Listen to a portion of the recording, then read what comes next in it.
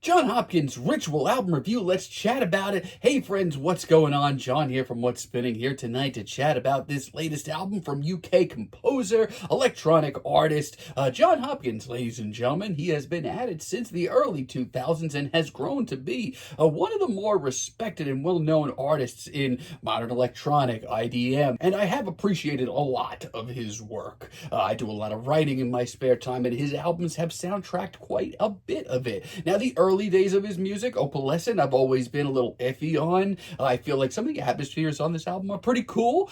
Some of the more classical arrangements were okay, but I still felt like this was Jon definitely finding his sound. As follow-up, Contact Note was personally much more my style. I enjoyed it a lot more as an album, even if I was still a little iffy on some of the more neoclassical tracks. But atmosphere-wise, production-wise, you started to see things come together. Now, his Insides record, I'm gonna be honest, it's never really been for me. I think the highs are high. There's some really great deep cuts and the atmosphere is really cool. But once again, I still felt like Jon was still kind of finding his niche and finding his place, which it finally really truly did on Immunity. I mean, this album deserves all the praise that it's got over the years. It's an album where everything comes together, from the groovy beats to the stunning neoclassical track. Not until 2018 Singularity, which I felt like a lot of people slept on. And yeah, it's not as good as his last album, but I mean, I still enjoyed the hell out of this thing. It is a little long though. However, the last time we heard from him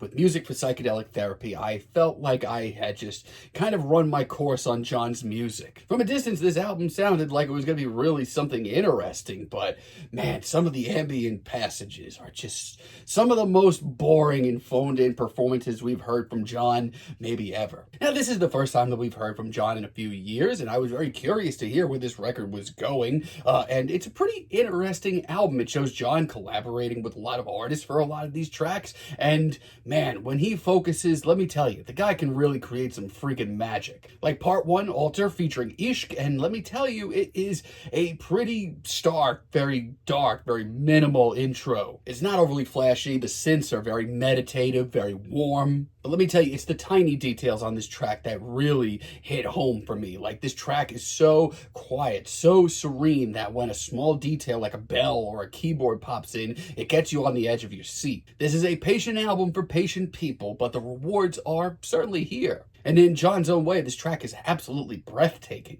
Then we have part 2, Palace Illusion, featuring Vailana. This one has a much more progressive electronic feeling, which I think Jon does wonderfully. It's still a very subtle track, but this track has a little bit more tension to it. It's a little colder. The synths are a lot busy too, and let me tell you, once again, bring your patient pants for this track. It goes over 8 minutes. It's almost 8 minutes, but for me, I'm very easily getting lost in this track. And it does build really nicely. I love the busy, heady synth work and just how much it grows. It's moments like this that I take a step back and feel like we're in the presence of a true modern master. Part 5, Evocation, is also really, really cool. This one features Sharif Hashizumi and Ishq once again, and I would argue that this is the most instantaneous cut here. If Jon was going to release a single from this album, I think it'd be this one. I'm absolutely obsessed with this very hypnotic, very bulky synth line. Jon just really locks in on a groove here and makes a really dynamic cut that you could sink your teeth into. And part 6, Solar Goddess Return, follows it up wonderfully. The rhythms, the kaleidoscopic grooves, the production. It's so easy to get lost in. From a distance, it sounds like Jon had some really great ideas leading up to this record. The way this track just builds up, you feel like you're going to get some massive noisy explosion, but it just never gets here. But that's not a bad thing. It just creates some really great tension and keeps you on the edge of your seat.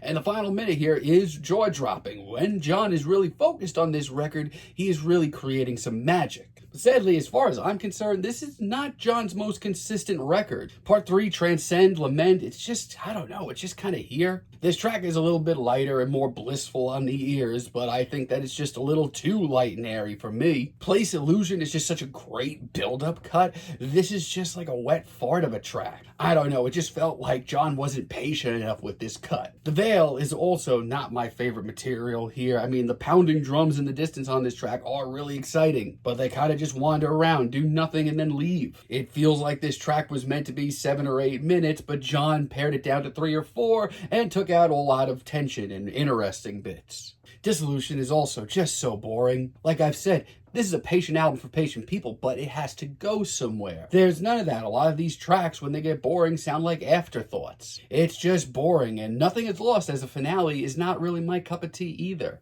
I mean, I've personally had my iffy moments with Jon's neoclassical material. And on this track, we are getting that on full blast. And we're getting some really emotional moments. Some of them actually tug on my heartstrings. But there's really no build-up here. This just doesn't have any purpose at the end of the day. It sounds nice from a distance, but dig a little deeper. This album's weird because when Jon is locked in, he sounds just as invigorated and the modern master that he is and has been for years. But this is not his most consistent project. I feel like he had some great bass ideas, but didn't have the details to fill in the blanks. I'm feeling a light 6 on this album, but let me know what you all think down below. If you like the video, be sure to give us a like, give us a subscribe, and let me know down below what you would like for me to chat about in the future. And until next time, have a great day, friends.